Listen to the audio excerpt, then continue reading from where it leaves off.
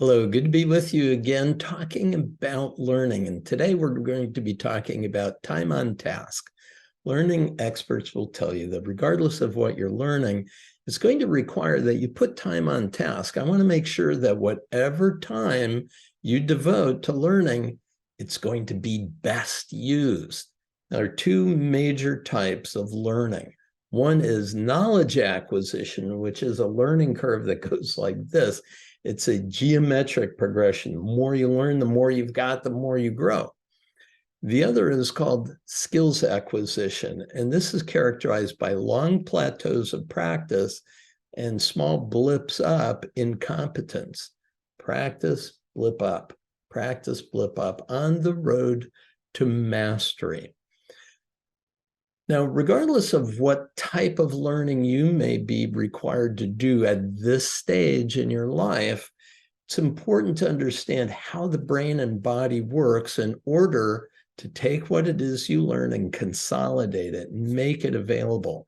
Basically, what's happening is you're building new neurological connections.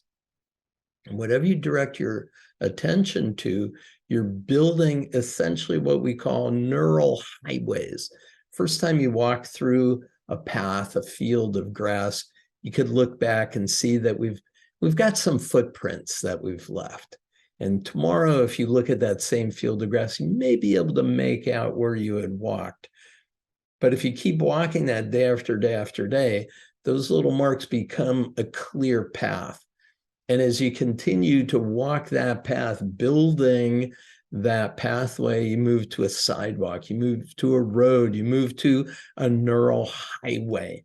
And essentially, this is the true work of learning, is building neurology, building brain connections that let you be able to accomplish what it is you're choosing to accomplish through the learning that you're devoted to. Now, what we know is the best way is to set aside time for learning, that time on task. And what you want to do is lay out all the materials you're going to be working with, have a sense of what you'd like to accomplish, take a deep breath in, close your eyes, focus your mind for a few moments, and tell your mind, for the next 20 minutes, I'm going to be learning in a relaxed state of alertness, connecting to the true inner learner within me to accomplish these outcomes. And then say to yourself what it is you desire to accomplish. Open your eyes and begin the learning, whatever it might be. For me, it might be preparing for a lecture that I'm going to give and reading a number of books. It might be learning guitar. It might be some other skill that I'm trying to acquire. But the idea is for 20 minutes, you're going to devote yourself to that. At the end of 20 minutes, no matter how engaged you may be and how in the flow you might go, follow through on the commitment you made to your inner mind. Take the break. You did 20 minutes, now take the break. And when you do take a break, again, you want to pause, close your eyes, consolidate what it is that you just learned. Thank your mind for its focus. Then get up, stretch, hydrate with a drink of water, move around a little bit. Now, if you want to do another session, go ahead, sit down, reestablish, same kind of idea, a little bit beforehand, 20 minutes, a little bit after, take a break. And this is leading to what's called the Zeigarnik effect. You see, when we're concentrating, what happens is over time, our ability to stay focused starts to drop off.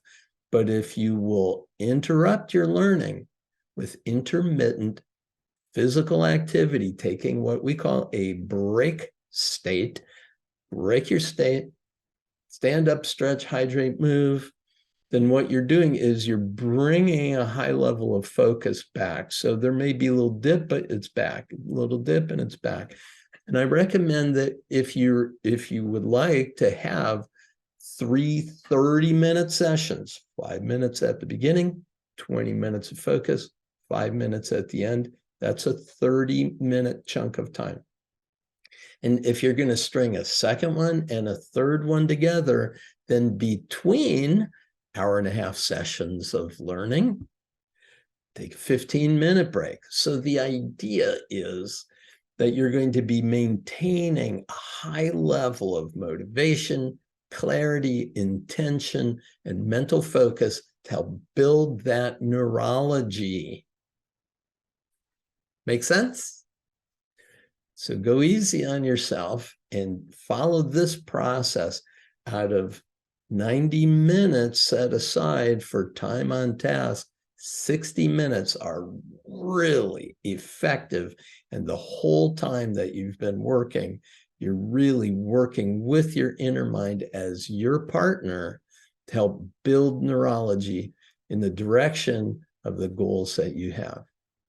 Well, that's it for now. I'll see you in the next session.